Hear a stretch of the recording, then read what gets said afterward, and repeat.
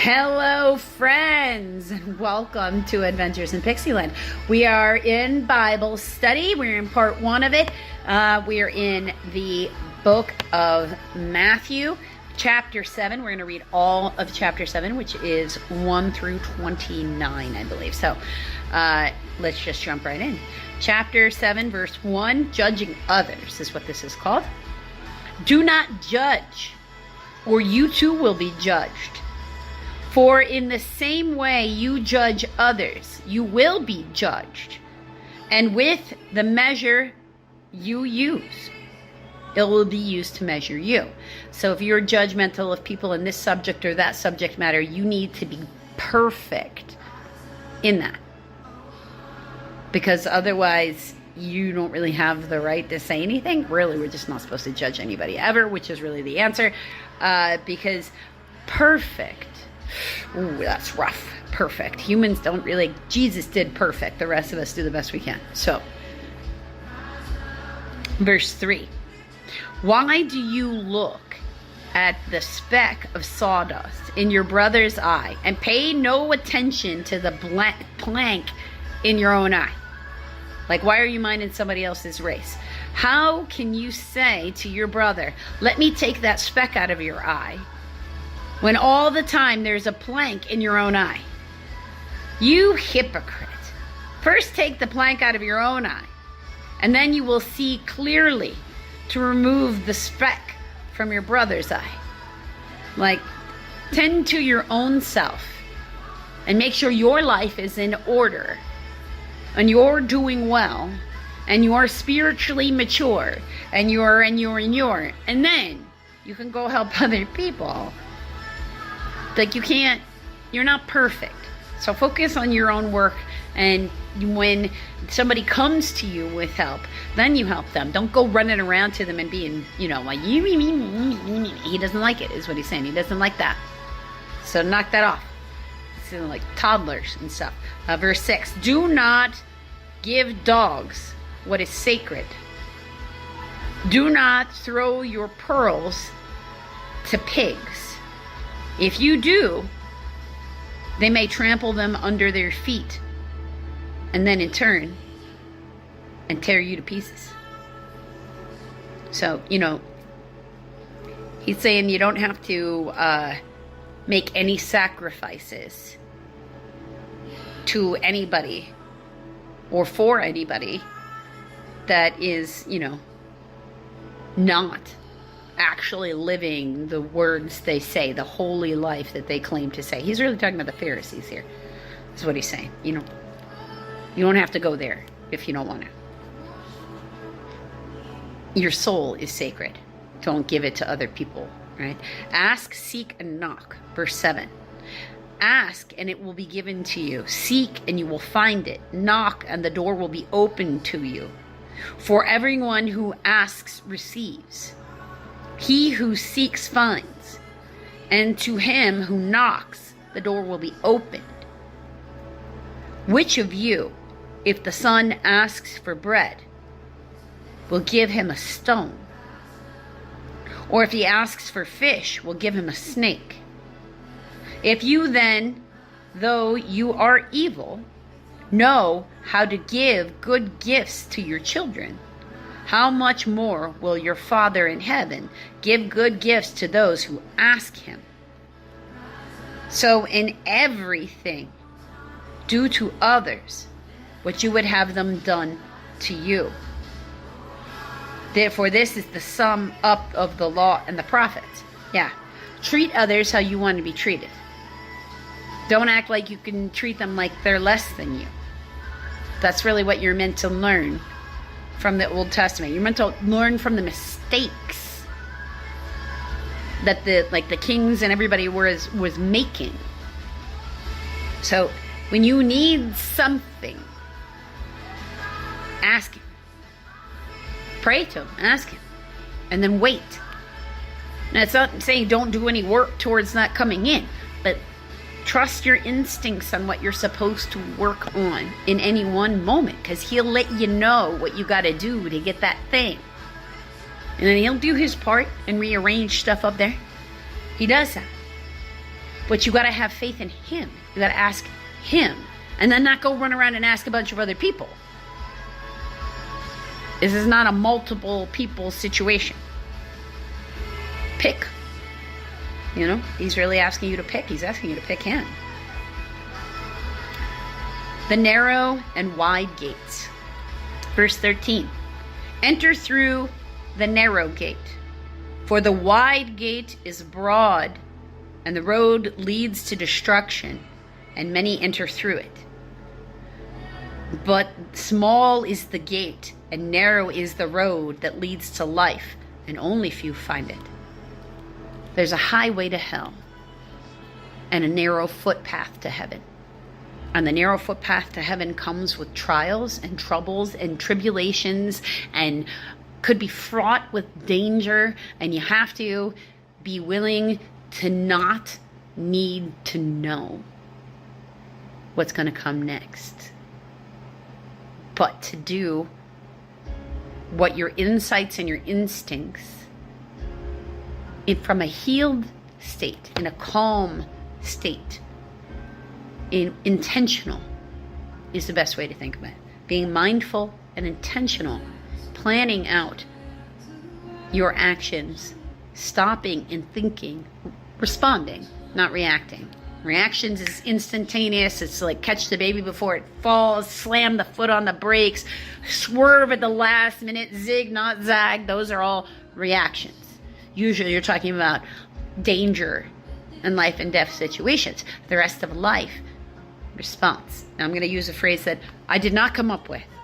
A woman who has been invaluable in my life. Her name is Mary. I do refer to her as Mother Mary, but she's my other mother. Now, I love Coraline, and it's spooky season, but she's not creepy like that. Spiritual, yes. Creepy, no, not creepy. She's really, just a hippie who now happens to be in her 70s. It's really what she is. So, spiritual in that way. Although also, Christian in faith, Catholic specifically. But I generally refer to her as Mother Mary. She taught me this phrase because I'm not a move quick, kind of think quick, move quick. That's not always the best way. And she's a slow and steady. So practice the pause is the phrase she gave me. Practice the pause. We want to respond, not react. And the difference between those two things, for the way I quantify it, is thinking. That's what you're doing. You're stopping. Now, this part comes from my various studies. So you're stopping. And if you take, it's about 6 deep breaths, in and out. Now, depending upon what you're trying to do with your breaths, you might want to breathe in through the nose, out through the mouth, in through the nose, out through the nose, in through the mouth, out there. There's another one too. Again, not mine. That comes from this other wonderful lady that I know from Mary, and her name is Marilyn. And she gives a breathing technique. She has a Muse. You can go find her over there. She comes to Tucson for the gem show too in end of January, beginning of February, if you're looking for any of that kind of stuff. There's different type of breathing techniques that match up with the elements, if you will. So are you trying to come up with a new idea? Are you trying to psych yourself up? Are you trying to calm yourself down? Are you trying to ground yourself? Right? Because calm yourself down is in your emotions. So the water element versus the grounding, the earth element, that kind of thing, all together. So recentering is so important if you're going to practice the pause, because it's giving you time to think. 6 deep breaths is about 90 seconds. And science says that a moment is defined as 90 seconds long. So every minute and a half, with those 6 deep breaths, neuroscience says you reset your nerve endings in your brain. You set up a calming state so that you can then think. It doesn't mean you're going to respond slow. 90 seconds really isn't that long. It can be life or death. If you need a reaction time, you need a reaction time. But for most things in life, you need a response time. We're so anxious Because we think we're supposed to instantaneously, microsecond fast, respond to every stimuli in the world. And we think that's healthy, and it's not. That's not how it's supposed to work. That's the opposition telling you that you ran out of time. No, if somebody's life is not in immediate danger, you have time to stop and think, and you should. When you're in that calm state, that's when you can hear him. Nobody is brought into your life by accident. Deep breaths. Recenter. Ask. Be willing to wait for a response.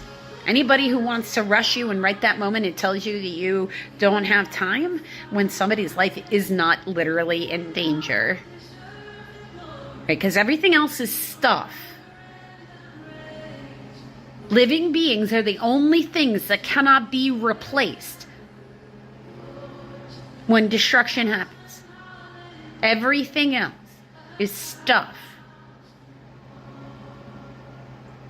So, priorities. Then you have time to take that breath, to find the narrow footpath, to give him time to talk to you. We are supposed to have learned how to self-soothe. So this is part of self-soothing. It doesn't mean that you won't have coping mechanisms. Yes, you will. Coping mechanisms are part of maturity. Knowing what you need and then not waiting for somebody to give you permission to go get it, but getting it in a way that has honor and does not harm others. That's part of the narrow footpath. That's part of what makes it hard. He's going to give you shortcuts, that opposition. They're a lie, though. You can't serve both masters. No loopholes. Act right all the time. You do have time. It's just a matter of whether or not you feel like having a relationship with him is worth the cultivation of the work or not. A tree and its fruit. Verse 15. Watch out for false prophets. They come to you in sheep's clothing, but inwardly they are ferocious wolves. By their fruit you will recognize them.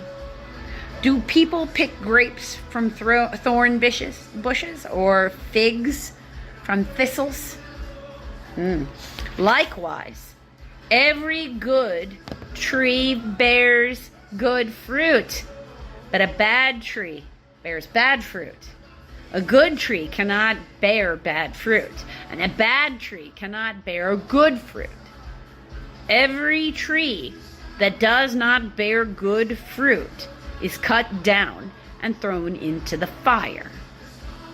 Thus, by their fruit, you will recognize them. So look at someone's life.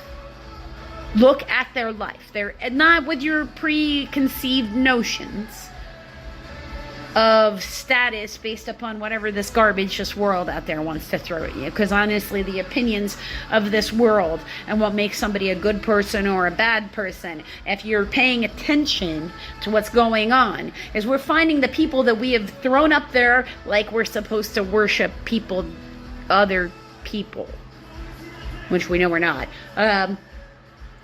is crumbling. The people that we've been told that are amazing, that we've been thrown up there into the world as woo woo, we're finding like, wait,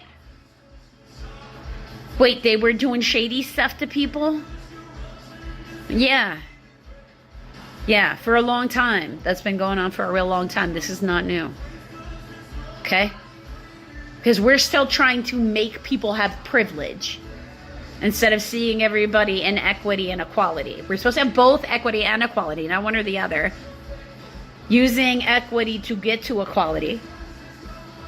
Because there's a difference. Equality, everybody gets the same thing. Equity, everybody gets what they need. Everybody gets what they need, so we all have the same standard of living. So, some people need more, some people need less. That's just life, right? That's the way it always has been. So, we have to learn how to flourish where we are, or to grow where we're planted. And that's really what is going on with here. Because people who are who they say they are, just watch them long enough. Watch them long enough. Because if a person is running around in their life causing all kinds of drama in other people's lives, eventually you're going to see a destruction happen. If, however, and whether that's your perception of that person or not, you will see a destruction happen. Because that's what happens. You can't maintain it. Because you created chaos. And the moment you try to bring a calm back in, you want to treat your life in calm, when you created chaos all over here, eventually it all ricochets back and falls on you all at once. And then you see a destruction. And that's what'll happen. Eventually, bad guys get caught because they're not as smart as they think they are. Now, eventually, if you watch a person long enough and they are genuine, you are just going to see a consistency to how they are every day. And if they're bad, you're going to see the same thing, a consistency to how they are every day. You'll find out when you talk to other people who know them that the garbage they were shoveling at you, they were shoveling at other people too. You'll learn it's not you. Because people who feel like they have the right to hurt others on purpose, because, I don't know, they think they're amazing or something, they think they're special, it's nonsense to me, they usually have more than one victim that they treat that way. So you'll find them. And where you're consistently hearing those stories over and over again, I encourage you to believe them, because these people have shown you who they are. And all you see is that, you weren't even special when they victimized you. Verse 21. Not everyone who says to me, Lord, Lord, will enter the kingdom of heaven, but only he who does the will of my Father who is in heaven. Many will say to me on that day, Lord, Lord, did we not prophesy in your name? And in your name drive out demons and perform many miracles? Then I will tell them very plainly, I never knew you. Away from me, evildoers. All right, so it's not about running around just saying his name. You have to live the life. I liken it to, this is how I like to do it. There's a Christian with a verb and a Christian with a noun. Right? People who say they're Christian, and they might read from the Bible, and they might see them go to church, but the way they act towards other people is just raggedy. They just got raggedy souls. Mostly they're wounded, and they need to go heal. It's just that if you've got childhood traumas you haven't healed, it means your soul is also wounded. Here, wounded means soul wounded. You're out of alignment with him. That's why you heal. You don't heal for everybody else around you. You heal so you can hear him better. So you can feel him better. It's not about how much you love anybody else in the world. It's about how much you love you. And in loving you, you love him. If you don't love you, it's going to be hard to hear him. He loves you every moment. That doesn't change. So if you can't hear him, it's not him.